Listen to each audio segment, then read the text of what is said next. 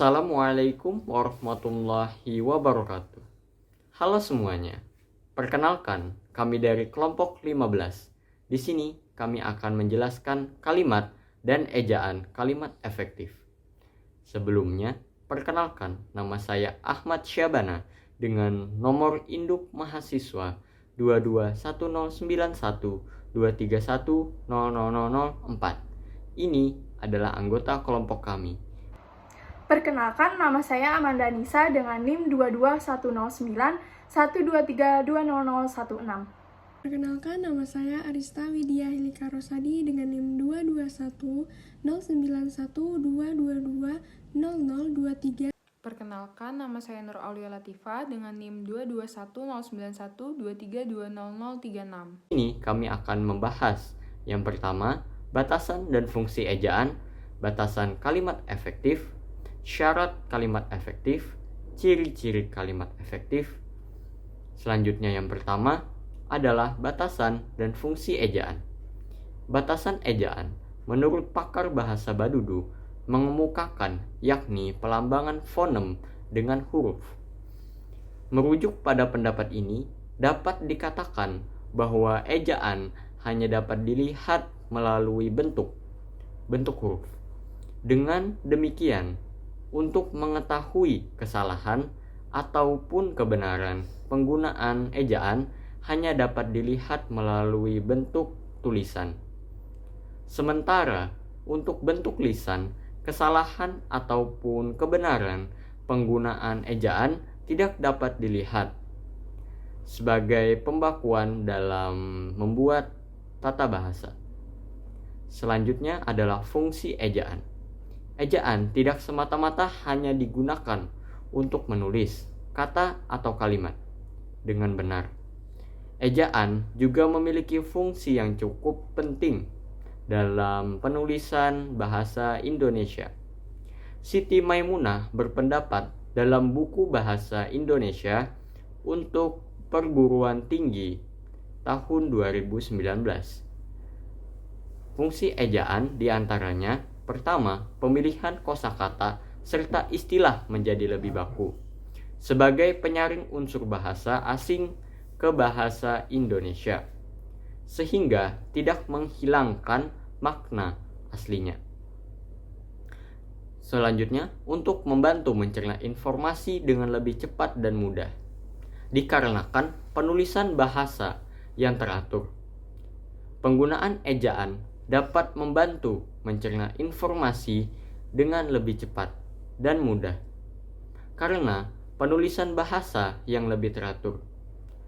Kemudian dilansir dari buku Pedoman Umum Ejaan Bahasa Indonesia atau biasa disebut PUEB yang ditulis oleh Kemdikbud Republik Indonesia, terdapat beberapa aturan dalam penulisan ejaan yang benar. Meliputi yang pertama huruf abjad, yang kedua huruf vokal, yang ketiga huruf konsonan, keempat huruf diftong, kelima gabungan huruf konsonan, yang keenam huruf kapital, ketujuh huruf miring, dan yang kedelapan huruf tebal. Batasan kalimat adalah satu bagian ujaran yang didahului dan diikuti oleh kesenyapan, sedangkan intonasinya menunjukkan bahwa bagian ujaran itu sudah lengkap. Dari beberapa batasan kalimat efektif tersebut dapat diambil kesimpulan, kalimat dikatakan efektif bila kalimat tersebut dapat menimbulkan gagasan yang sama tepatnya dalam pikiran pendengar atau pembaca seperti yang dipikirkan oleh pembicara atau penulis.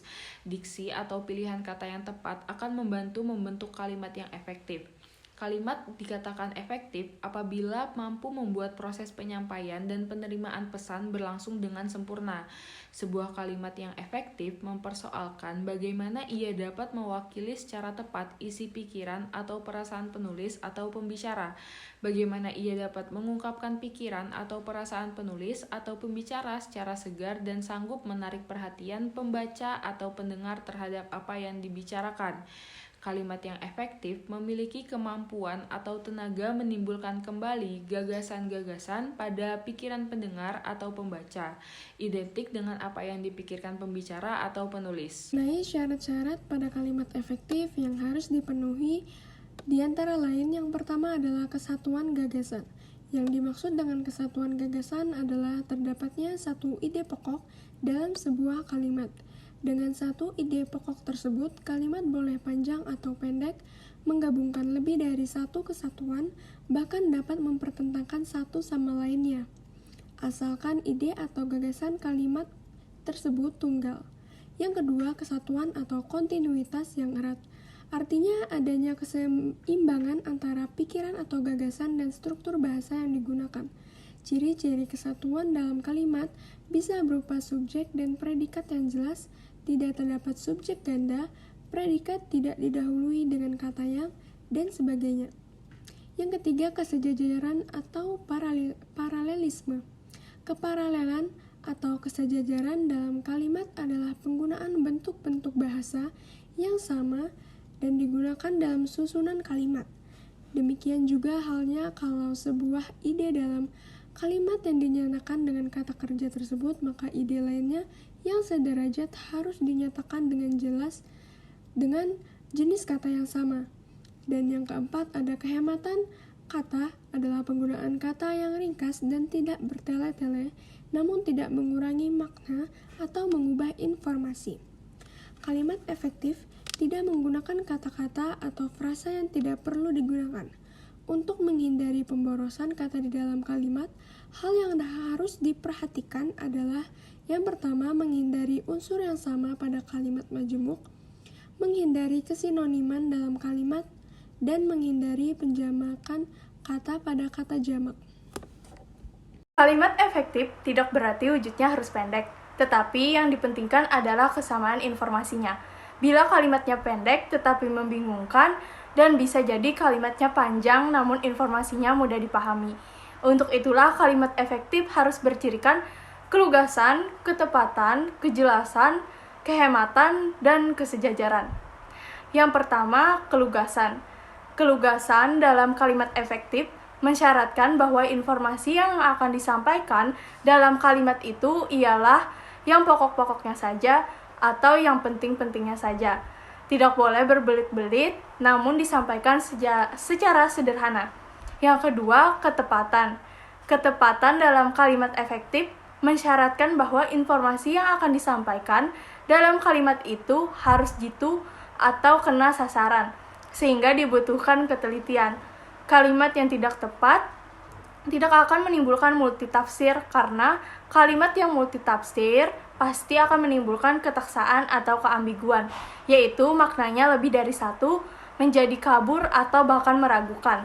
Yang ketiga, kejelasan. Kejelasan dalam kalimat efektif mensyaratkan bahwa kalimat itu harus jelas strukturnya dan lengkap unsur-unsurnya. Kalimat yang jelas strukturnya memudahkan orang memahami makna yang terkandung di dalamnya.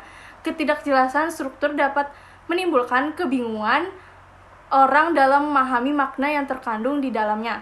Yang keempat, kehematan. Kehematan dalam kalimat efektif mensyaratkan bahwa informasi yang akan disampaikan dalam kalimat itu harus cermat, tidak boros, dan perlu kehati-hatian. Untuk itu, perlu dihindari bentuk-bentuk yang bersinonim. Yang kelima, kesejajaran. Kesejajaran menempatkan gagasan-gagasan yang sama, penting, dan sama fungsinya ke dalam suatu struktur gramatikal yang sama. Kesejajaran dalam kalimat efektif mensyaratkan bahwa bentuk dan struktur yang digunakan dalam kalimat efektif harus paralel, sama, atau sederajat. Dalam hal bentuk, kesejajaran terutama terletak pada penggunaan imbuhan, sedangkan dalam hal struktur, kesejajaran terletak pada klausa yang menjadi pengisi dalam kalimat menyebut setara. Sekian dari kelompok 15, saya Ahmad Syabana, izin untuk mengundurkan diri. Mohon maaf apabila terdapat kesalahan dan kekurangan dalam penyampaian saya. Saya ucapkan terima kasih telah menyaksikan. Saya pamit undur diri. Wassalamualaikum warahmatullahi wabarakatuh.